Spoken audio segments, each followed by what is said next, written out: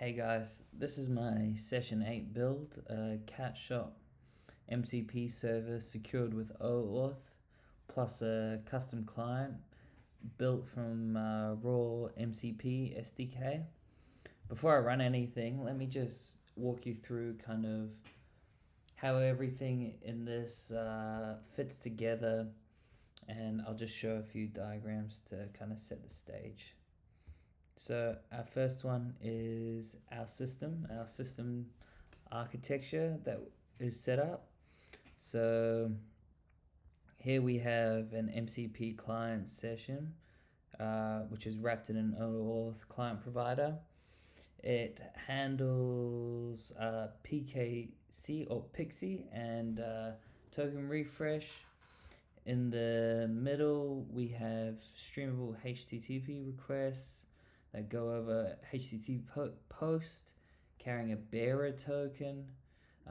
Responses can then stream back over SSE, and then on the right we have the cat shop server built on fast MCP, an OAuth provider,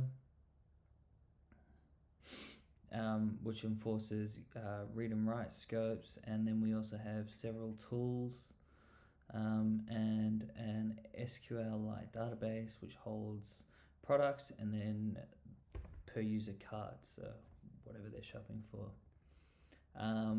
Well, why use MCP in any of this at all?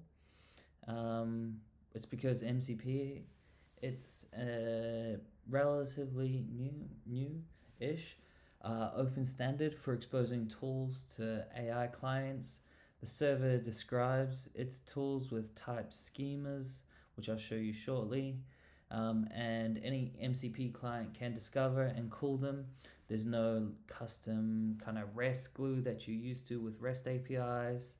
And also adding OAuth is pretty important because these tools have side effects like checkout places a real order in our scenario, so every call ideally has an identity and a scope, and there's not just anonymous user access from anywhere and everywhere.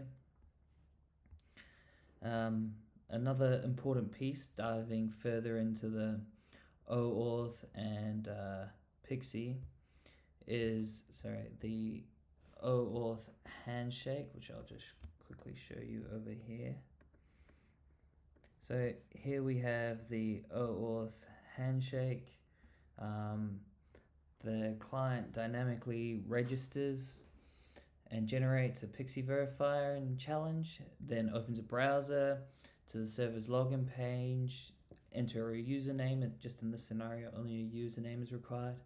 The server returns an auth code, and the client exchanges that code plus Pixie Verify for an access token scoped read-write.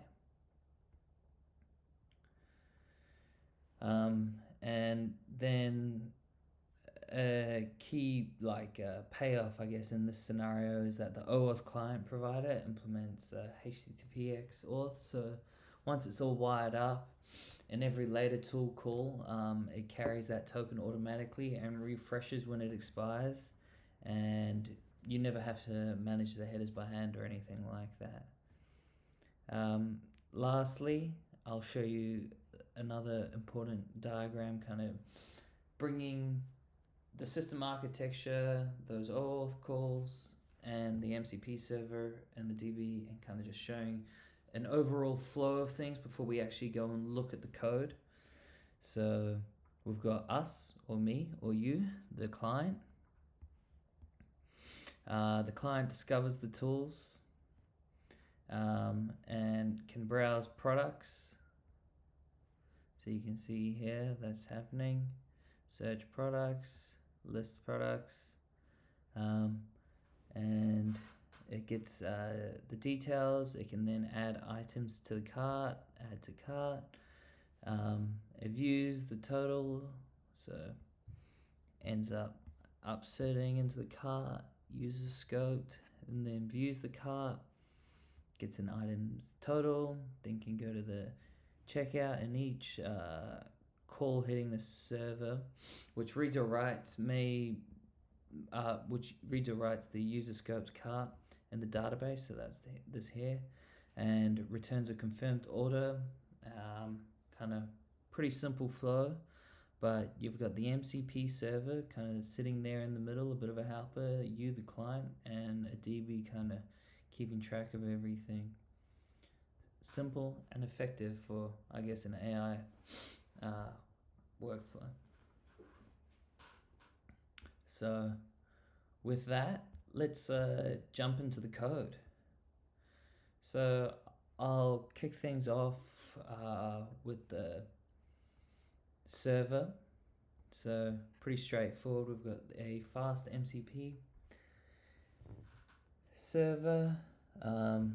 The server is kind of the entry point in here, and then with that entry point we get access to all our tools.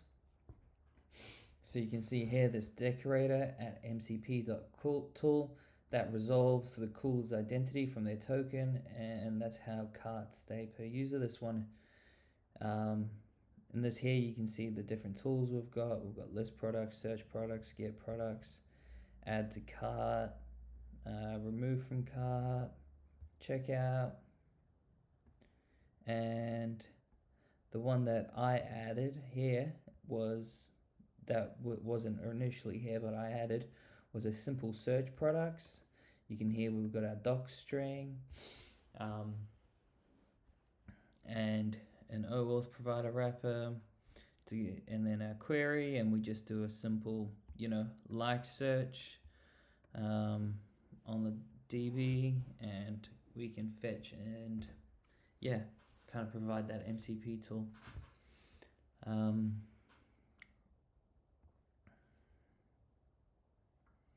Cool.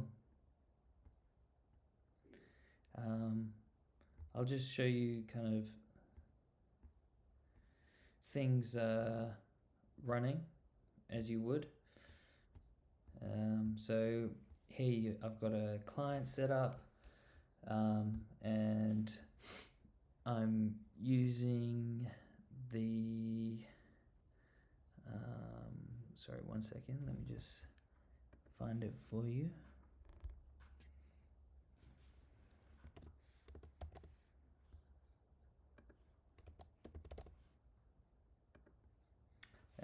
Here in the client we've got, oh yeah, I forgot to show the client.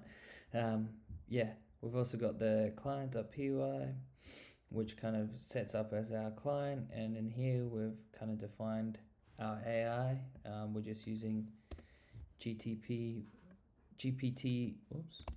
4o mini as a default model in this scenario. We've got a bit of a system prompt that we're very used to seeing, and other client pieces that kind of let us interact and use that MCP server with the tools. And let's jump into it. So I've got it running here, the client, and we can see what model are you. Okay, well, it's not answering that, but at least it's sticking to the system prompt. List available products.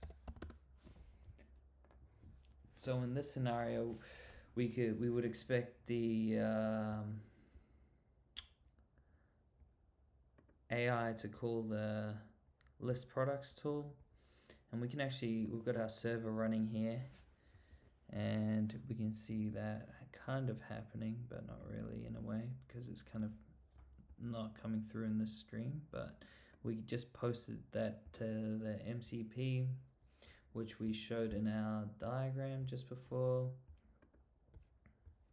In terms of the architecture, boom, post/MCP, there we did, and we would have just called the list products and then gotten a response, which we did, and I'll just show you that here. Boom, listed off the response, we got prices and so on. Find me a yummy salmon product. So we're not explicitly listing salmon trees, but we are kind of leaning towards salmon. So let's see if it will call the search products with salmon in it. Boom, and it found it. Salmon yummy treat. So we would have just used that tool. Would you like me to add it to your cart? Yes, please.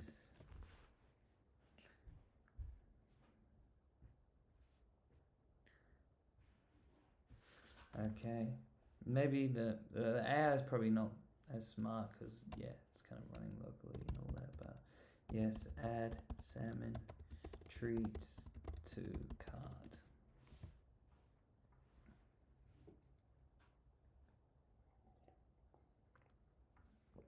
Boom, it's added the salmon treats. What's in my cart?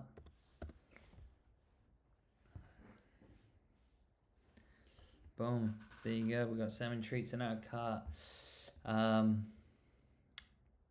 top of that, we went and made this kind of advanced MCP client just as a demo, which is kind of similar to what we were just looking at, but more kind of in the workbook itself with descriptions. And the tools that are discoverable, like I just showed you, browsing the catalog, searching for something specific. So here again, we search for salmon treats, adding to cart, view cart, a checkout. Cool.